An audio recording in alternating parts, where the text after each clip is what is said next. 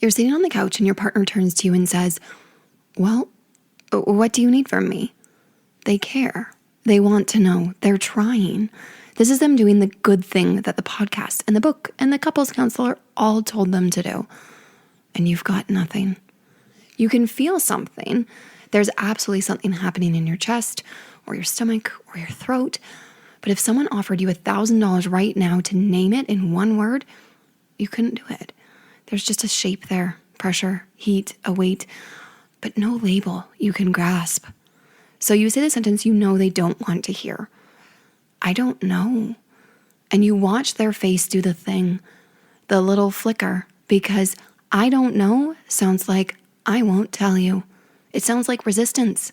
It sounds like you're holding out. It sounds like you don't care. And then somebody somewhere says the line, maybe a therapist, maybe your mother, maybe an Instagram carousel with a nice font. You two just need to communicate your needs better, directly, clearly, kindly. Cool. Great. Thanks. How? Today, I'm going to explain exactly why that advice fails you. Not because you're bad at communicating, because that advice is asking you to do something your brain in that particular moment is not able to do. And then I'm going to give you what actually works instead. This is the Neurodivergent Love Lab. I'm Jenna Dalton, a psychologist who's ADHD. I help ADHD, autistic, and ADHD women feel truly understood and deeply loved. And this is episode 16, Just Communicate Your Needs Better is not a helpful strategy.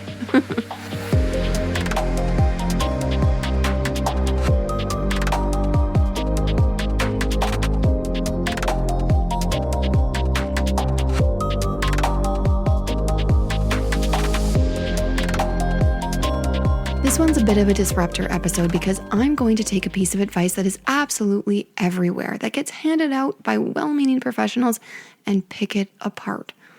Not because communication doesn't matter. It matters enormously. But communicate better isn't a strategy. It's a hashtag designed to work for neurotypical brains. So we're going to flip it upside down and sideways and make it work for your neurodivergent brain. So here's what that advice is secretly asking you to do. Let's pull it apart, because I think once you see what's hiding inside it, you'll stop feeling like a failure for not being able to follow it. Just communicate your needs better. And its cousins. Use your words. Tell them what you hope for. Just be honest about your feelings. All quietly assume 5 things are true about you. 1, that you have access to your feelings in real time. 2, that you have words for them. 3, that you can produce those words out loud immediately.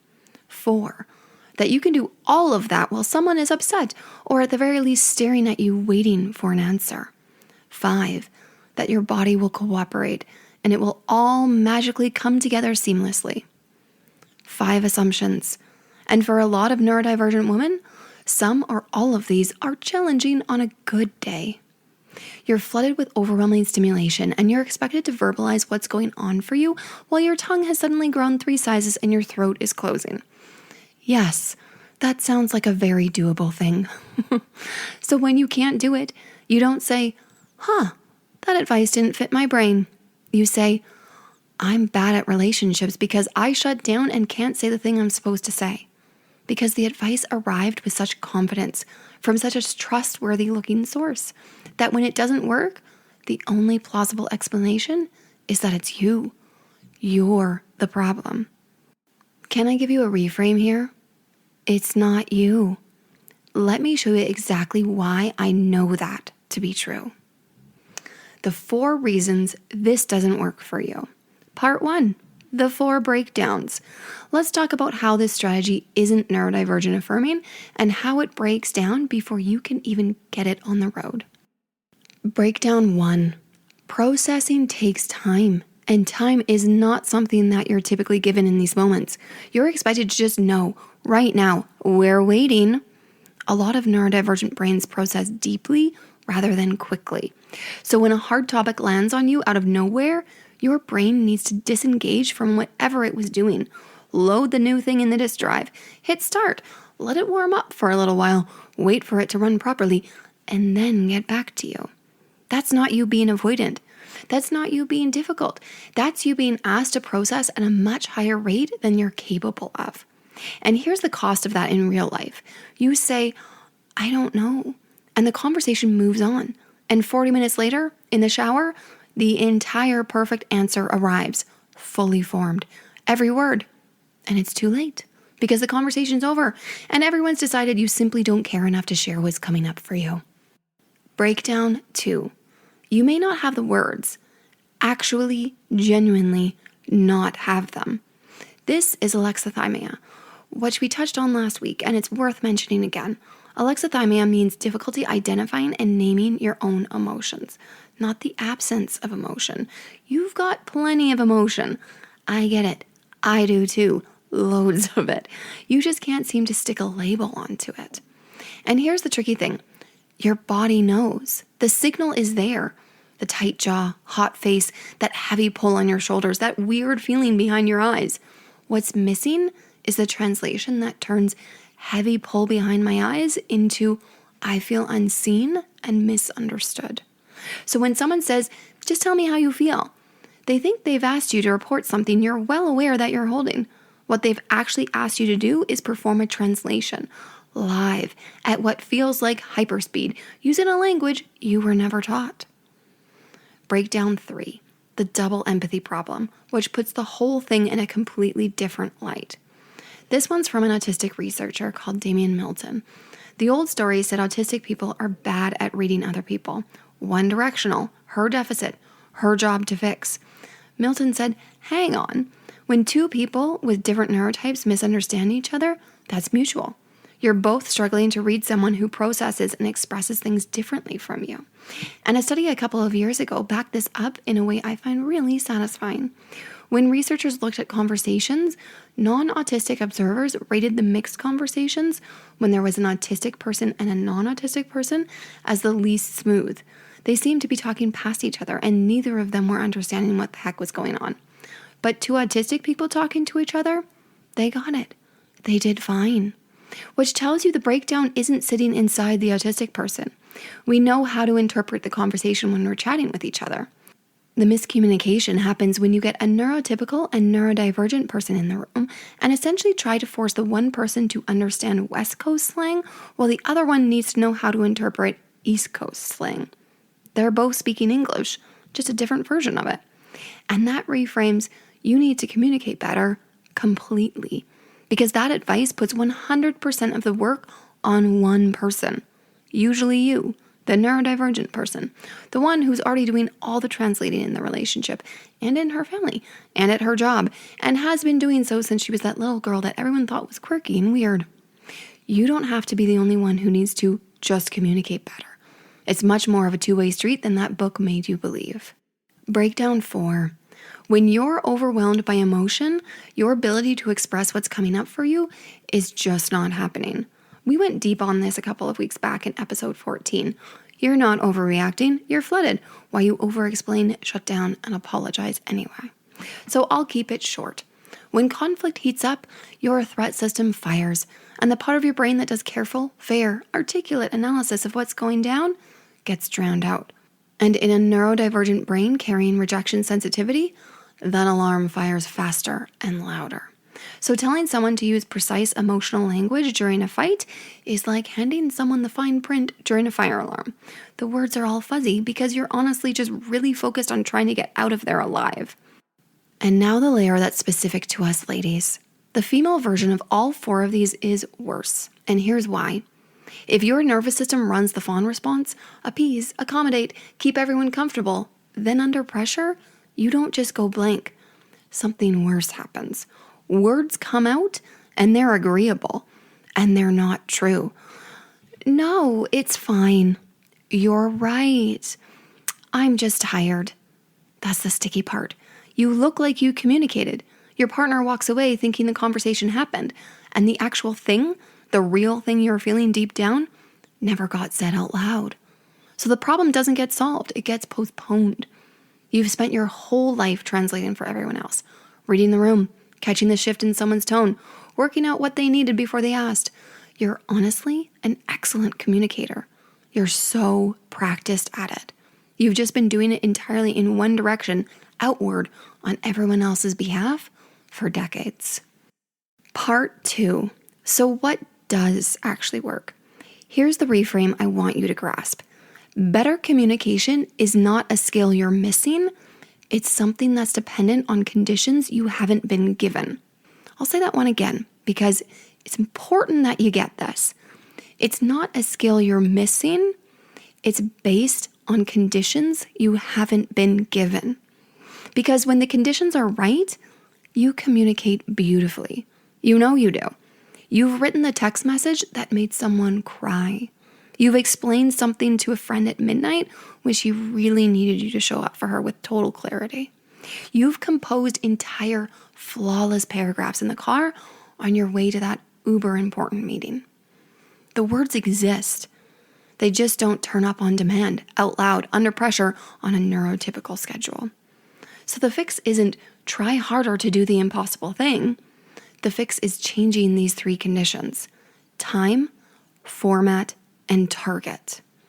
Here's the tool, the 3 swaps. Swap 1, swap the timing. A delayed answer is still an answer. This is the one you have to believe or none of the rest works. The problem is that I don't know lands like a door slamming. So don't say I don't know on its own ever again. Say I don't know yet. And then add the return time. Here are the actual words you can use. I want to give you a real answer, not a fast one. I'm going to think about it, and then can we talk tomorrow about it again after dinner? My brain needs a minute to catch up. I'm not brushing you off. Just give me till tomorrow morning and I'll have something to share. I'm not shutting you out. I'm still trying to figure out what's coming up for me. The return time is doing all the work here. A pause with a return time is processing. A pause with no return time can make your partner feel abandoned and hopeless. Your partner can wait a very long time if they know the waiting ends with knowing how to show up for you in a way that supports your relationship, makes you happy, and gives them the gold star of best partner ever. The key is to make sure you follow through.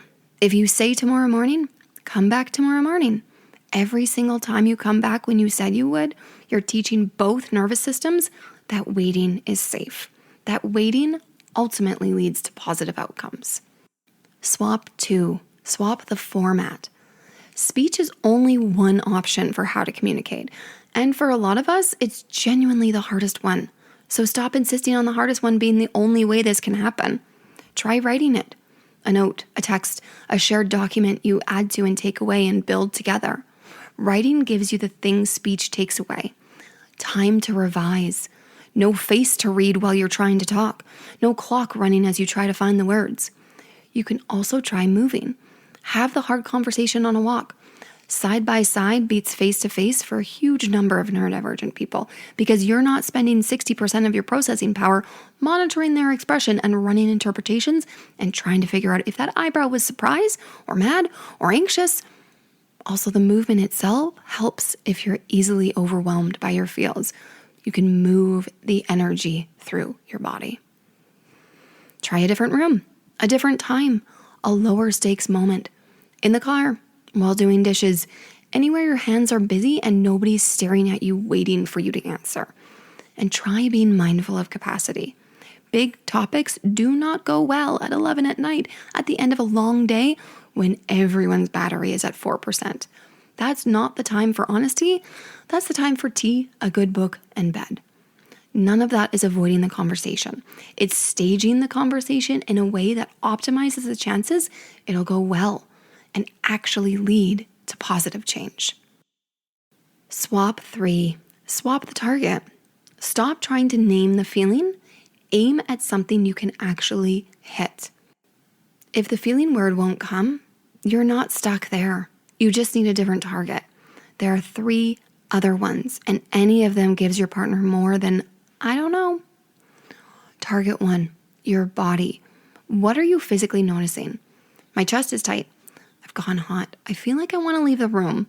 No interpretation needed. Just saying out loud what's happening inside you. You don't have to jump from what's happening inside you to what it means.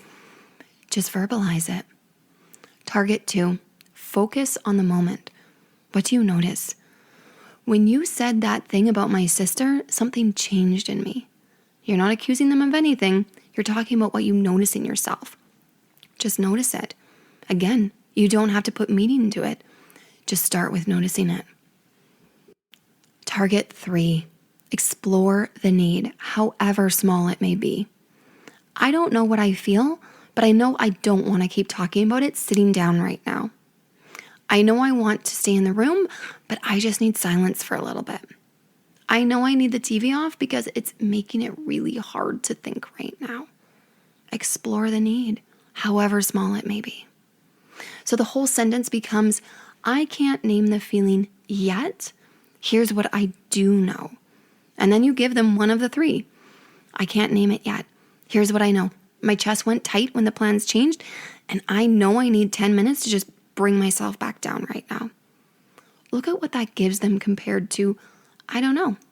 That's real information. It's honest. It doesn't require you to have a vocabulary you don't have. And it's completely true, which matters because the fawn version, no, it's fine, is self-abandonment wrapped up in a pretty, I'm supposed to manage your feelings right now, package. One more thing and then we'll wrap up. Preload the placeholder phrase.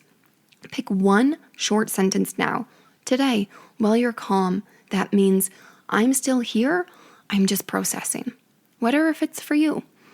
I'm going to think about it. Can you give me a few minutes? My words are gone right now, but I just need time to figure this out. Then when the moment comes and speech has left the building, you don't have to compose anything. You just say the thing you've already rehearsed, because we both know how good you are at rehearsing a conversation 47 times in your head. That's not being fake. That's being prepared. Every professional who speaks under pressure has prepared lines. You're allowed to have some preparation too. Something I find myself saying to my neurodivergent clients all the time, the goal isn't to stop yourself from rehearsing as if it's a problem to fix. The goal is to use that natural tendency strategically to help lessen your anxiety around whatever social situation you're about to walk into. Brene Brown, Michelle Obama, Greta Thunberg, they don't waltz on stage without rehearsing. Rehearsing isn't bad. It simply needs to be used strategically to address anxiety rather than fuel it. Okay, now here's a key part. So listen up, my friends. Every one of these swaps needs your partner to know what's happening. If you disappear for 20 minutes and they don't know you're processing, they'll fill in the blank. And the blank they fill in is almost never generous. So they need to know what's going on, which is exactly why my free workbook exists. It's called How to Feel Understood in Love, and it's a 2-way love map. You each fill in your side of the story, how you process, what your quiet means, what you need when things get hard, and then you exchange answers and chat about what showing up differently for each other means. And I built it that way on purpose. Communication is a 2-way street. Get it free at jennadalton.com/love map. That's jennadalton.com/love map. Okay, here's what I want you to take from our hangout today. You're not a bad communicator. You're a deep processor with a fuzzy translation guide who has been asked your entire life to perform a fast, verbal, face-to-face version of a thing your brain does slowly, internally, and with intentional depth. And when that didn't work, everyone told you to try harder at the thing that was never going to work. So here's your permission slip. You're allowed to answer late. You're allowed to write it instead of saying it out loud. You're allowed to say, I can't name it right now, but here's what I do know. You're allowed to stop performing, I'm fine, and start telling the truth in a way that feels true for you. That's communication at its finest, when your partner really gets you, even if you got there in a way that has neurotypical people saying, I don't get it. You get it. That's what matters.